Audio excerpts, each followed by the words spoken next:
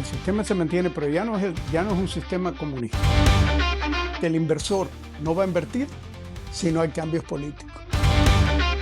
Y el capital humano que tiene Cuba es extraordinario.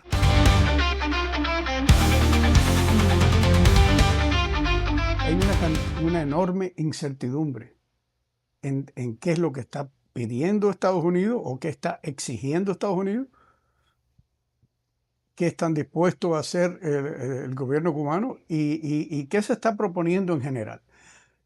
Mucha incertidumbre porque hay una serie de informaciones total y absolutamente contradictorias. A veces se escuchan palabras por parte de los dirigentes norteamericanos de que lo que les interesa es que haya una apertura económica y después que se puede más tarde abrir la puerta a cambios políticos. Sabemos que el presidente Trump se enamoró del modelo venezolano al punto que dijo que se podía aplicar a Irán y se podía aplicar a Cuba y se podía aplicar a cualquier otro país, caso que no es así. Cada país es muy distinto, muy peculiar, muy individualista. Y en ese sentido lo que terminamos es con una gran incertidumbre de qué se pretende, qué se exige. Y hay muy poca transparencia al respecto. Entonces, por lo tanto, no sabemos. No sabemos qué va a pasar, no sabemos cuándo va a pasar, no sabemos cuál va a ser la envergadura de lo que va a pasar y cuáles van a ser los cambios que van a suceder. Lo que sí sabemos es que la situación en Cuba está crítica, que Cuba está en el fondo del barril económicamente hablando. ¿Puede irse más al fondo todavía? Sí, y está en ese camino, pero Cuba es un sistema, económicamente hablando, es un sistema total y absolutamente colapsado. Por lo tanto, Cuba tiene muy pocas opciones de cómo recuperarse. Entonces yo creo que la discusión más productiva se enfoca en qué tenemos que hacer para recuperar a Cuba en el momento en que se abra esa ventana de posibilidades. Porque aún no sabemos cuál va a ser la ventana, no sabemos cuándo se va a abrir la ventana y no sabemos qué tamaño va a tener la ventana. Para que haya una inversión extranjera o una inversión privada que ayude a generar capital para Cuba. Cuba es un país descapitalizado. O sea que hay que traer capital para levantar el país y lograr que se eche hacia adelante. En ese sentido, hace falta un periodo de estabilización significativo que va a costar mucho dinero y va a tardar entre 3 y 5 años. Antes de eso, no hay persona, excepto familiar, que ayuda a las MIPYME. Ese sí fluye muy rápido. Pero capital formal, capital de un inversionista de peso, de Estados Unidos o de Europa, decir voy a invertir en Cuba, eso se va a tardar porque las condiciones no existen para que ese capital entre con confianza. Tenemos que entender de que el capital que existe hoy día tiene un sinfín de opciones de inversión. No solo está limitada a un país, es en el mundo entero. Yo puedo hoy día invertir en cualquier país del mundo sentado aquí en mi silla desde Miami. O sea que eso es factible hoy día. Entonces las opciones de inversión son muchas. Entonces el capitalista, el inversor, el inversionista, decide invertir en una ecuación que es total y absolutamente financiera, no emocional. Entonces aquí lo único que importa es el retorno y el riesgo que yo voy a tener. Y entre esas dos, yo tengo que balancear el riesgo y el retorno, y entonces ahí determino qué voy a invertir y qué retorno voy a esperar. Mientras más retorno yo espere, más riesgo estoy dispuesto a tomar. Por eso es que eso le llamamos el costo del capital. El costo del capital es alto cuando el riesgo es alto. El costo del capital es bajo cuando el riesgo es bajo. Por eso es que a un país como Cuba le es necesario hacer políticamente todo lo que hay que hacer para rebajar el costo del capital para que el dinero pueda entrar en el país de la forma más económica posible.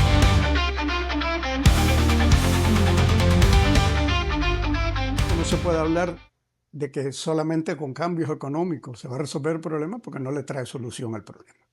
Aparte de lo que quiera Washington, de lo que quiera el secretario de Estado, de lo que quiera el presidente Trump, nada de eso. Lo importante es que el inversor no va a invertir si no hay cambios políticos. ¿Por qué? Porque ¿qué es lo que trae seguridad a la inversión? Son los cambios políticos. La filosofía del gobierno. Mientras el gobierno tenga esta filosofía de que el Estado socialista es el rector de la economía, eso no le va a inspirar confianza a nadie porque sabemos que no ha funcionado en ninguna parte del mundo.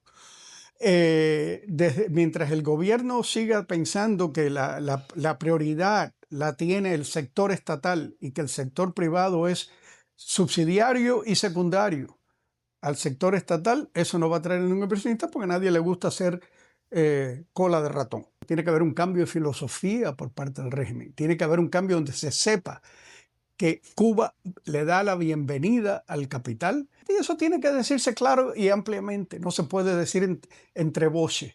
¿Okay? Hay que decirlo claramente y a gritos para que la confianza exista. Tiene que haber un poder judicial independiente. Porque si no, yo no tengo confianza. Y si yo tengo una disputa con el gobierno y el gobierno me congela mi cuenta bancaria como le hicieron a los vietnamitas escasamente 6 o 7, 8 meses. ¿Qué recursos? ¿A dónde yo voy a recursos si los tribunales de Cuba están todos superditados al Partido Comunista? O sea, eso tiene que cambiar. Tienen que cambiar las leyes. Si no hay derechos, si la sociedad no tiene derechos, como yo, inversionista extranjero, voy a tener derechos. Si mi derecho como cubano extranjero de otra nación de invertir en Cuba, como dicen que lo van a hacer, fabuloso. Pero mi hermano cubano no tiene el mismo derecho. ¿Yo voy a invertir en Cuba en esas circunstancias? No. O sea, son tantos los cambios que hay que hacer, tanto económicos como políticos. Es cierto que en los primeros años, en ese periodo de estabilización, tiene que haber una preponderancia de cambios económicos y seguidos por grandes cambios políticos, pero no por todos los cambios políticos.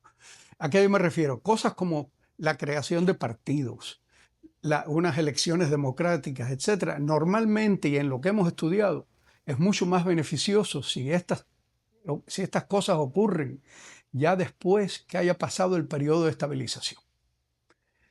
Pero tiene que haber como precursor, tiene que haber grandes cambios políticos, donde el inversor vea de que Cuba tiene, porque lo político trae estabilidad económica. Si no hay estabilidad política, no hay estabilidad económica. O sea que una cosa va con la otra. Por eso aquí la gente se cansa de hablar entre cambios económicos y de pelear cambios políticos. Y sí cambios, no a los cambios económicos, sí a los cambios políticos. Los dos tienen que ir de mano en mano. Porque si no, ninguno de los dos funciona. Sin una buena economía, la democracia no funciona. ¿Cómo es posible que al pueblo cubano se le pida hoy día que se ponga a pensar en grandes cuestiones políticas, en qué partido yo voy a escoger para que rija mi país, cuando no tiene ni un plato de comida? Entonces, ahí es donde están las cosas y las contraindicaciones y las contradicciones que nos hacemos nosotros mismos. Hacen falta resolver las dos cosas y para eso hace falta un periodo de estabilidad para la estabilización del país.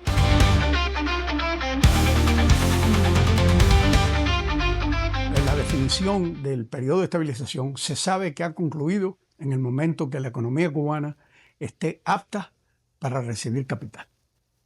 O sea, en el momento que la economía cubana sea atractiva a la inversión privada, ese es el momento en que la fase de estabilización ha terminado y empieza la segunda fase, que es la fase de la reconstrucción.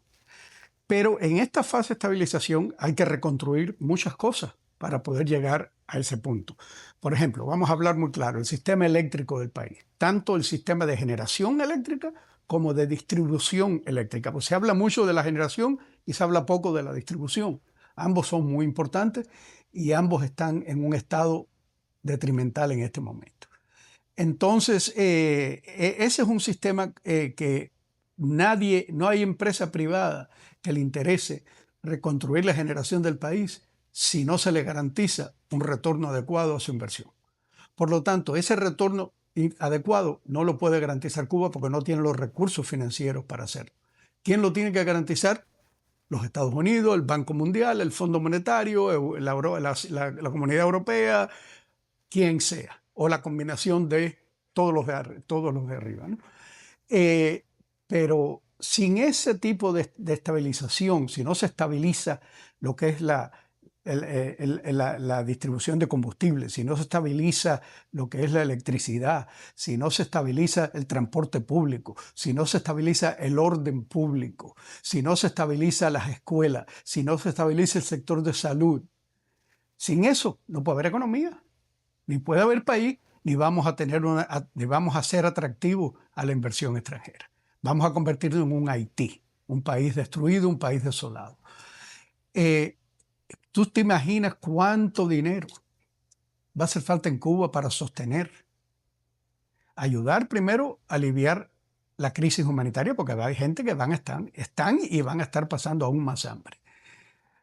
El costo de la educación pública, el costo de la salud pública, el costo del orden público, el costo de la electricidad, el costo de los acueductos y de las aguas fluviales y de las aguas negras, el costo del transporte público que hace falta. Cuando se suma todo eso, son cantidades enormes. ¿De dónde va a venir ese dinero? ¿Ha Washington dicho entre sus planes que está dispuesto a levantar a Cuba en ese proceso? No. Nadie sabe de dónde va a venir ese dinero. Nadie lo ha dicho. Washington ha sido muy bueno en enseñarle los palos, como dicen los americanos, los sticks, pero hasta ahora no han enseñado ninguna zanahoria. ¿Cuáles son las zanahorias para Cuba? Y aquí yo creo que les es de menester y debe movilizarse no solo Washington, la Unión Europea. Mientras no se vean las zanahorias, mientras no se vea por dónde entra el dinero para proveer las soluciones de Cuba, ¿quién se va a atrever a implementar soluciones cuando no hay dinero para implementarlas? Ese es el problema fundamental de esa fase de estabilización. Estamos hablando de varios billones de dólares. Ahorita hablamos de aproximadamente 10, de 7 a 10. ¿De dónde va a venir ese dinero? Necesitamos urgentemente claridad sobre esos temas, porque no se puede tomar acciones de qué hacer si no se sabe con qué dinero se van a hacer. Y no podemos asumir, ¿no?, idealísticamente o soñar de que no, el dinero viene de las nubes. No. Cuba no es Venezuela, donde abren un hueco y el dinero sale de abajo de la tierra. Aquí no, aquí hay que trabajarlo con el sudor de nuestra frente, de todos los cubanos. Entonces, es muy distinto. Aquí hace falta, Cuba necesita una ayuda para apalancar su reinserción en el orden internacional de la economía. Necesita una gran ayuda para llevarnos a ese punto. Cuba está en un momento devastado, y devastado en gran parte por las sanciones norteamericanas, pero principalmente devastado por la ineptitud y un sistema que ellos han creado que es totalmente fallido.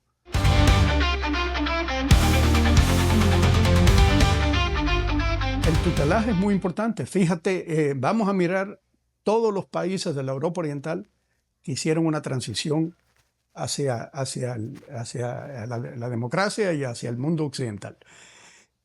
¿Cuál fue el factor común que ayudó a que todas esas transiciones fueran significativamente exitosas? Naturalmente, algunas más que otras. No fue nada y menos que el tutelaje de la Unión Europea. O sea, el tutelaje ayuda, pero no la imposición. Cuba ha luchado toda la vida por su soberanía y su independencia. No se la podemos arrebatar a nuestro pueblo. Y los Estados Unidos tienen que tener la discreción y tienen que saber ayudar. Hay muchas formas de ayudar. Hay formas de ayudar constructivas y hay formas de ayudar destructivas. La forma en que Estados Unidos canaliza esta ayuda para Cuba y Europa y los demás tiene que ser una forma constructiva. Pero sí hace falta esa ayuda. Sin esa ayuda a Cuba le va a ser muy, muy difícil. El costo humano va a ser extraordinario y no vamos a levantar cabeza por muchos años. O sea, ahí no queda más remedio. No podemos confundir la soberanía con la necesidad de tutelaje. Y no podemos confundir la soberanía con el hecho que, a diferencia de 1890 y pico, cuando José Martí hablaba de todo esto, él le tenía terror a la integración económica con los Estados Unidos porque lo veía como algo colonizante. Pero hoy día sabemos, en un mundo globalizado, que es algo que Martí jamás pudo envisionar, pero que hoy día sucede, en un mundo globalizado, los países pequeños están todos en gran desventaja. Entonces necesitamos, por definición, reinsertarnos en el orden económico mundial de alguien. Necesitamos sociedades, necesitamos partnerships con Europa, con Estados Unidos, y Estados Unidos es el mercado nuestro más lógico, más natural. Ahora, ¿dónde está la clave? La clave nos las tienen los países muy pequeños que han sido muy exitosos. Las Bermudas, los países bálticos, Israel, Singapur, ¿ok? Han tenido un éxito extraordinario, son países muy pequeños. ¿Pero por qué? Porque su soberanía proviene de su propia habilidad de crear riqueza, no de su tamaño. Entonces, esa es la estrategia para Cuba. Tenemos que buscar mezclar efectivamente una estrategia que sea consistente con el pensamiento martiano de nuestra propia soberanía y de nuestra propia libertad y nuestra propia autonomía, pero entendiendo nuestra desventaja estratégica como país, como tamaño, y que lo que tenemos es que crear las riquezas que nos den fuerza política para lograr ser un país verdaderamente independiente y próspero.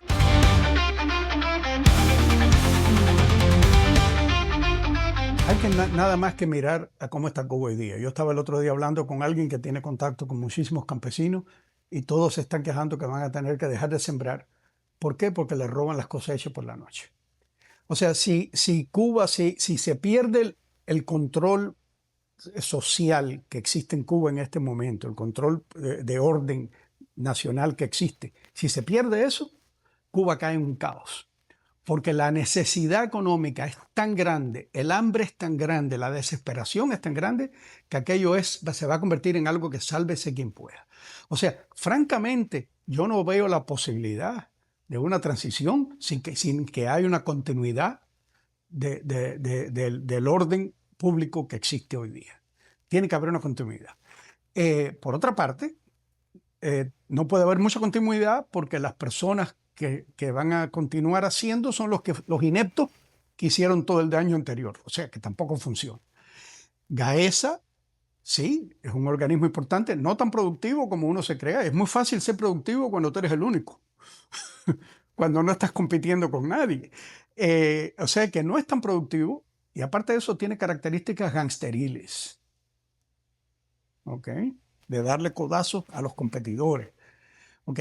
Con eso, si eso es el fuerte de la Cuba nueva, no va a haber inversor que le interese estar ahí a competir con este monopolio del gobierno. Hay que estar loco. Me van a robar el dinero y me van a dar 4 patadas y me van a sacar de ahí.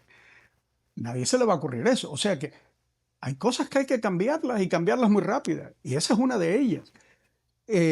GAESA, igual que las estatales, tiene que haber un proceso ordenado de romper esos monopolios y venderlos y privatizarlos. En esas privatizaciones puede que entren personas del gobierno, pero ya entran como privados, ya no entran como gobierno. Entonces, sí, tenemos que tener una aceptación de muchas personas que están hoy día en Cuba, como está sucediendo en Venezuela y como está sucediendo en todas partes, porque tenemos que pensar, tiene que haber una reconciliación, una paz hacia el futuro, si no vamos a estar fajados por los próximos 40 años. Yo entiendo la necesidad de justicia, entiendo el dolor, entiendo todas esas cosas, pero también entiendo el dolor de no cambiar. Entonces, para lograr eso, hay que dejar muchas cosas a segundo, tercer plano, cuarto plano y procurar que siempre estemos encaminados hacia adelante. O sea, yo he usado la alegoría de los cambios que tiene que hacer Cuba como una locomotora, como un tren que se está moviendo. La velocidad es importantísima. Esto tiene que ir rápido. Si no, no funcionan o se tardan mucho en funcionar, en dar resultados. Y la locomotora de todos estos cambios es la economía. Pero detrás vienen otros carros que hay que ir resolviendo. La privatización de las empresas, los derechos humanos, la excarcelación de los presos políticos, los cambios de crear un Estado de un imperio de la ley, un poder judicial independiente y finalmente elecciones libres y partidos políticos, etc. Pero el tren no se puede detener.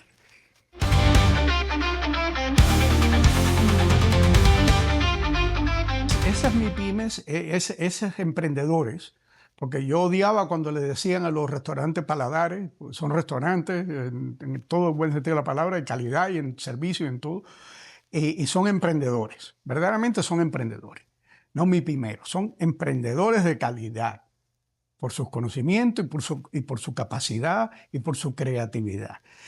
Y esta gente están cambiando a Cuba. Ya lo han hecho, ya han cambiado el país de una forma radical en los últimos 5, 6, 7, 8 años en que este proceso empezó con fuerza. Y son los que van a llevar la batuta en este proceso. Porque en estos 7 años de estabilización, estos 5 o 7 años de estabilización que hablamos ahorita, los únicos que van a estar invirtiendo van a ser ellos, van a ser los MIPYMEros, los emprendedores cubanos y sus parientes de la diáspora que le van a dar el capital que hace falta. Eso para que nadie se sorprenda, eso puede ascender a los 5.000 millones de dólares. Muy fácil y muy rápido. ¿Ok? Entonces, esa va a ser la primera fuente importante de capital que va a entrar en Cuba en el proceso de estabilización. Y este ecosistema, porque a mí me gusta llamarlo un ecosistema de pequeñas y medianas empresas cubanas, es la que va a pavimentar el camino para que entren los grandes inversores. Ese papel es de ellos y van a hacer un trabajo extraordinario si no le cortan las alas y si le dan la libertad plena de hacer lo que ellos saben que tienen que hacer. Tienen que ser protagonistas. Nosotros los que vivimos aquí vamos a ser cooperadores, gente que apoyamos, gente que ayudamos, pero no vamos a ser los protagonistas. Los protagonistas tienen que estar adentro. Y el capital humano que tiene Cuba es extraordinario. Y yo lo he visto con mis propios ojos. Yo conozco ese mundo de emprendedores porque hemos trabajado con ellos por 15 años. Con un proyecto que hicimos en Cuba junto con la Iglesia Católica para capacitar emprendedores. He visto el talento que hay en Cuba. Y ese capital humano es sumamente importante en una economía moderna, porque Cuba no va a competir con agricultura, con Brasil, con Argentina, con países que tienen grandes extensiones de terreno. Cuba no va a competir con recursos minerales porque no los tenemos tan amplios. Hay algunos, pero nada extraordinario del otro mundo. Cuba no aparenta tener grandes cantidades de petróleo, o sea que tenemos que buscarnos otras cosas. Por lo tanto, ese capital humano es el único que tenemos, es el punto más fuerte que tiene Cuba para su despegue económico. Y es muy loable que lo tenga. Hasta inclusive acaba de hacer una encuesta, creo que el Diario de Cuba, donde demuestra que en los encuestados, que fueron como 1.700 al azar, yo me quedé impresionado cuando vi la demográfica, educación de los participantes. Eso no lo ves en ningún otro país de América Latina. ¿Cuántas personas tienen high school? ¿Cuántas personas tienen grados universitarios? ¿Cuántas personas tienen doctorado? Es algo extraordinario. Sabemos que la educación se está deteriorando por día, sobre todo la educación elemental, se está deteriorando muy rápidamente. Pero lo que hay ahora en este momento, y es tan importante salvarlo en este proceso de estabilización, restaurar esa calidad educativa que tiene Cuba, porque esa es nuestra fuerza económica más importante. Y no tenemos mucha gente, pero los que tenemos están muy bien capacitados. Y eso nos da una ayuda extraordinaria. Otra ventaja que tiene Cuba, para tampoco estar nada más que cayendo en las desventajas y en los problemas, que son muchos, pero tenemos otra ventaja muy importante. Es el país de América que mayor proporción tiene de personas que son propietarios de sus casas. ¿Sabes lo que significa tú poderte lanzar en una economía nueva con la seguridad de que tú tienes un techo sobre tu cabeza? Yo sé que algunos no lo tienen, yo sé que algunos están cayendo, pero en general estamos hablando a grandes números. Es una ventaja extraordinaria que no la tiene más nadie en América Latina. O sea que esas dos ventajas yo creo que posicionan al pueblo cubano muy bien para este cambio económico que hace falta, pero no restándole importancia al hecho de que el cambio va a ser duro, va a ser doloroso y va a tomar mucho dinero y mucho tiempo. Pero yo soy un soñador con el futuro de Cuba. Si logramos hacer estas cosas bien hechas, por supuesto, como dicen los americanos, es big if, pero si lo logramos, vamos a tener un futuro extraordinario.